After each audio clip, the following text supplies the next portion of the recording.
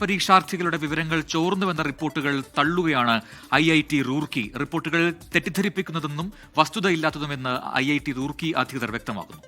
ഈ മാസം 2-ന് അഡ്മിറ്റ് കാർഡുമായി ബന്ധപ്പെട്ട് പരീക്ഷാർത്ഥികൾക്ക് ബുദ്ധിമുട്ട് നേരിട്ടെന്നും പ്രശ്നം ഉടൻ പരിഹരിച്ചെന്നും അധികൃതർ വിശദീകരിച്ചു. അച്യുതൻ ഡൽഹിയിൽ നിന്ന് ചേരുകയാണ്. അച്യുതൻ, വലിയ പരാതി ഉണ്ടായിരുന്നു, പക്ഷേ ആ നിലയിൽ ഒരു വീഴ്ച ഉണ്ടായിട്ടില്ല എന്നുള്ളതാണോ വിശദീകരിക്കാൻ ശ്രമിക്കുന്നത് IIT?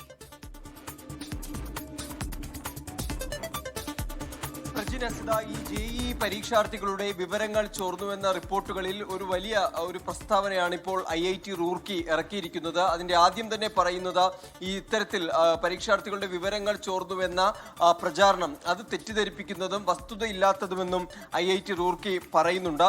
സമൂഹ മാധ്യമങ്ങൾ വഴി ഇത്തരമൊരു തെറ്റായ പ്രചരണം അതിന് ശ്രമിക്കുന്നുണ്ട്. ഒപ്പം തന്നെ ഈ സംഭവം എന്താണ് എന്നുള്ളത് കൂടി വിശദീകരിക്കുന്നു. ഈ മാസം 2-നാണ് ഈ അഡ്മിറ്റ് കാർഡുമായി ബന്ധപ്പെട്ട വിവരങ്ങൾ തേടാനായി പരീക്ഷാർത്ഥികൾ ശ്രമിക്കുന്ന ഘട്ടത്തിൽ ചില പ്രശ്നങ്ങൾ നേരിട്ടത്.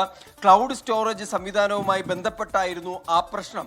ഇത് എത്തിക്കൽ ഹാക്കറായിട്ടുള്ള റൈലൻ അനിലാണ് ഈ പ്രശ്നം കണ്ടെത്തി അധികൃതരെ അറിയിക്കുന്നത്. ഉടൻ തന്നെ ഇതിൽ ഇടപെട്ടുകൊണ്ട് ഈ പ്രശ്നം പരിഹരിക്കുന്നതിന് വേണ്ട നടപടികൾ ആരംഭിച്ചു. സ്റ്റോറേജ് സംവിധാനം റീഡ് ഓൺലി എന്നൊരു സാഹചര്യം ഉണ്ടായിരുന്നതിനാൽ തന്നെ വിവരങ്ങൾ ഇതിൽ നിന്ന് ചോർത്താനോ തിരുത്താനോ കഴിയില്ല എന്നാണ് IIT റൂർക്കി അറിയിക്കുന്നത്. ഒപ്പം തന്നെ ഈ പ്രശ്നം ഉണ്ടായ ഘട്ടത്തിൽ തന്നെ ഡേറ്റയിലേക്കുള്ള പ്രവേശനം അത് നിയന്ത്രിച്ചു.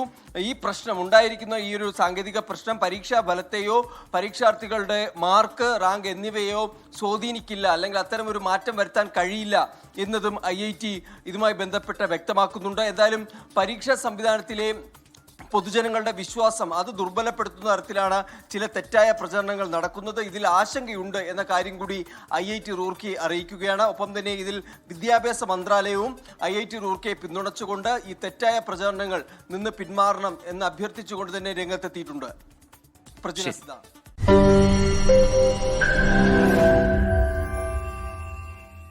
ലോകത്തെവിടെയായാലും ഏത് സമയത്തും 24 വാർത്തകളും ഓഗ്മെന്റഡ് റിയാലിറ്റി പാക്കേജുകളും എക്സ്പ്ലെയിനറുകളും വിശദമായി കാണാൻ ഞങ്ങളുടെ YouTube ചാനൽ നിങ്ങൾക്ക് സബ്സ്ക്രൈബ് ചെയ്യാം.